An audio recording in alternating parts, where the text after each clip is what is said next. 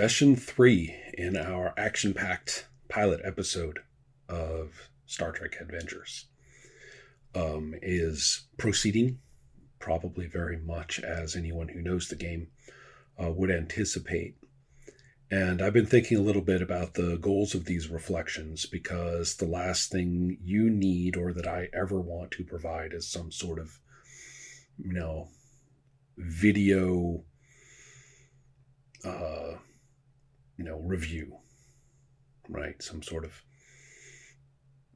purported, expert judgment, what I think of this game sort of presentation, which frankly I would, never mind all the acts that I would rather perform. All right, I want to talk only briefly about the ongoing issue of whether play is actually subject to resolution,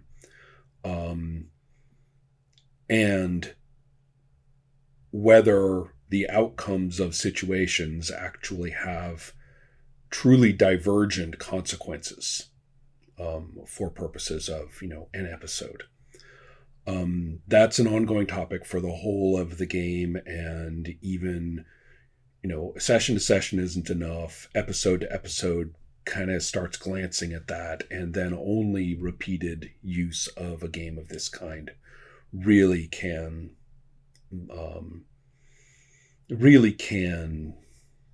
lead me to feel comfortable about, generalizing about it if I wanted to. Definitely not what I'm here for, but it is on my mind. You can see me bringing it up over and over again. Basically, are we actually playing with resolution that leads to divergent consequences, or are we floating safely on a bed of bonus points that will, as long as we stay busy and keep generating the momentum and advantages and things like that, do we kind of buffer our way through play, sort of busy little beavers, setting up the softer landing, again and again and again as we go on. So that issue has been mentioned and given, duly noted, and now to talk about actually playing the characters. I actually got to play two. One, of course, being my primary character, Lieutenant Korsakov. And I've noticed the Swedish creeping in, because in Swedish you alter the S when it's preceded by an R. So you're going to hear a lot of Korsakov. What that means in terms of actual Russian pronunciation, I have no idea. Though that's an important point. I do not really do accents, or if I do, I would do so in a very muted way, to suggest the accent rather than actually try to produce it. And I don't think that I would be very comfortable doing that, except perhaps with North American Spanish. Whereas, interestingly enough, the original Star Trek, of course, has one of its features is a very thick sort of TV non-native Russian accent, famous for that, as well as a couple of others. And so it's kind of enjoyable. We have Chekhov in this series, and we have Korsakov in this series. And it would only seem perfectly reasonable to have Korsakov speaking with a Russian accent. And I think not just reasonable, but, I would like it. So I wish that I was capable not of delivering a thick TV 1960s Russian, kind of whatever on earth you would call that vocalization. But instead to alter specific uses, particular phonemes or particular mild sentence constructions, the kind of thing that you would get from a fluent English speaker whose native language is Russian. But I don't really know it very well. I don't hear that much, and I think I recognize it when I hear it, although I'm not any good with, distinguishing the Slavic languages from one another. So I'm not even attempting. But I have to tell you, whatever I can imagine it being is occurring in my head when I speak. So I invite you, to, if insofar as you're able, to imagine whatever it is that comes out of my mouth as Korsakov's dialogue to sound like a native Russian speaker who is good at English. So whatever that accomplishes in terms of your and my enjoyment of the game, let's hope it does. Now, playing Korsakov is quite easy to me. My values are easily invoked, and I think I had a pretty clear idea, and enjoy looking. I'm playing the character, and then I look over at my sheet and say, "Oh, that's look, everybody, that's one of the values." And when you are expressing your values, if I understand correctly, there is no mechanical benefit to doing so, which I like. I put that on my sheet because I want to do it. Didn't put it there to whore for points. So, awesome. So, however, there's also a mechanical benefit, as I've talked about earlier, either to complicating or challenging your values. And this particular time, I got to complicate one. Now, complicating is when it's visible that your character is struggling between alternatives, and you can either choose to go, against it, which he did, by the way, by not hesitating and saying, "I know we could be wrong. Let's think again. Let's get more information." It's complicated out here in space. You go barreling in and, with your med kit in one hand and your phaser in the other, and saying, "Here, I'll fix everything," and that can go horribly wrong. So, we could be wrong. And this particular time, he got a chance to visibly struggle with that and go ahead with an extremely desperate act. It happened to be in a flashback, which is cool. That's not the point. But we got to see that happen. And again, if I remember correctly, that means I get to circle the value on my sheet, which is the first modification I have made on this character sheet. And that's been something I've been wondering about. I'm not saying there's an absolute, principle at work here, but I do like to think of role-playing is the method by which a character sheet makes another character sheet. And that doesn't necessarily mean it has to be scribbled on every minute of play or have numbers go up and down like crazy through the course of play. In this game, all that all that stuff going up and down is over there in momentum, threat, and related metrics, not so much on the sheet itself. But, I do like, the time when you go, aha, there's a mark on my sheet, if the number went up or down, or there's a thing has been checked off. Oh, so far there has been one change, the spending of a point of determination in the first scene back in session 1. Okay, fine. It was just one little mark, and I got, and I erased the mark, and it doesn't seem like much. But a circled value, I'm pretty thrilled at that. I'm liking that one. I'm like, all right, now we're seeing, we're cooking with this guy. So there's that, and then there's playing Anya Smith, in which both Casey and I took over a supporting character to play the bridge crew, while our primary characters are down there getting their asses handed to them in one fashion or another. Well, not really, although that's what I referred to before. I like to think of them getting their asses handed to them, but the fact is we never ran out of momentum. We always had another die to pull in. We always had an advantage that we could create, stuff like that. But anyway, they thought they were in horrible danger and were making some interesting discoveries and decisions. Up in the bridge, therefore, supporting characters were present, and we played them. Let's see, Casey had maneuvered me into recapping first when I was hoping he would do the recap in the beginning. So this time I was quicker on the draw, and I had him play Mbuto, the supporting character that I had invented in session 2. And the reason I did that is real clear. These are supporting characters. They're there to be picked up by whoever. And I really didn't feel like, if you want to go that far, I mean, it wasn't strategic so much as I didn't feel like owning, or having that supporting cast as kind of Ron's the go-to for Mbuto. I want this to be more, I'm interested in how different people play these characters, and they become a little bit more of composite personalities or multi-influence personalities, rather than, sort of my go-to, oh, we're here, oh, well, there's that supporting character, Ron, he's yours. And then, no, I don't want that. So very much off the cuff, and on that basis alone, I said, Casey, you got Mbuto. And that meant I had Anya. And Anya Smith is a character who I actually didn't have much good feel for. What I really kicked myself for is not asking what her value is. A supporting character, I think, is supposed to have one value.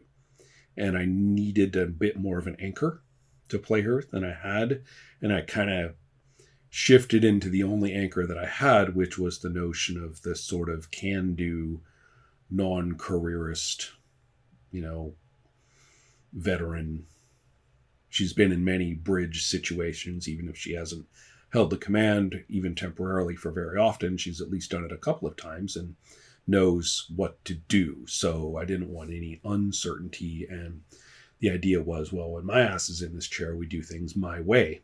And that goes for any of the senior staff, right? Everybody knows that when circumstances mean that you get the big chair, then your personality becomes important and paramount. And out here, in these conflict situations and in these catastrophic situations, there ain't no Federation manual. I mean, I'm the first to say that as a player. And we have talked about how Mbuto and Anya very much represent lifers with the Avicenna. And for reasons either of choice or not of choice, they aren't, they're not being promoted. They're not being transferred up the chain of command. Anya Smith has no horizon of, commanding a vessel one day. We don't really know any backstory there. We got into that with Mbuto, but not so much with her. But I had that sense. But the staff of the Avicenna, therefore, the senior staff, especially of that profile, when it is their turn to, take the con, everybody on the bridge knows, okay, this is the way they do it. And this is a little ship in comparison to the Enterprise or the Potemkin. And so there's very much, and we also, I like to think of it almost as the analog starship, right? I mean, it's almost like, the helmsman pulls back on something, and then through a system of pulleys, the ailerons go up, and then the ship goes up. And therefore, under those circumstances, the sense of, whose butt is in that chair, everybody knows. Nobody's going to turn and say, that's not how the captain does it. And we know the captain's not in it. Let's do this. So anyway, that's what was kind of on my mind in playing Anya, was to say that it's not weird for her to have the con, and it's not weird for her to do it her way. And she was bossy as hell, and that's okay. There was, if there was a time to be bossy, now's the time. So on the other hand, there's something you should know, which is that when it comes to being the tactical, balance the options player, I'm kind of crap. I do like some competitive strategy games, and I've spoken and presented about them before. They tend to be, they tend to rely on intuition as much as, strategic logic, and therefore I tend to regard them as a fight. Right, that's the way I play a strategy game, and I don't do that well. I don't click into that well in role playing, in the sense that I didn't look around all the little counters and stuff. I mean, I probably could or should, but I'm just not that great at it. So who knows what the optimal strategic play to save the Avicenna was at that moment. But as far as I could tell, I fixated on the task at hand, which was to make sure we didn't screw up the transporter, putting the ship at a little bit of risk to do that, but with our escape plan, our dodge plan underway.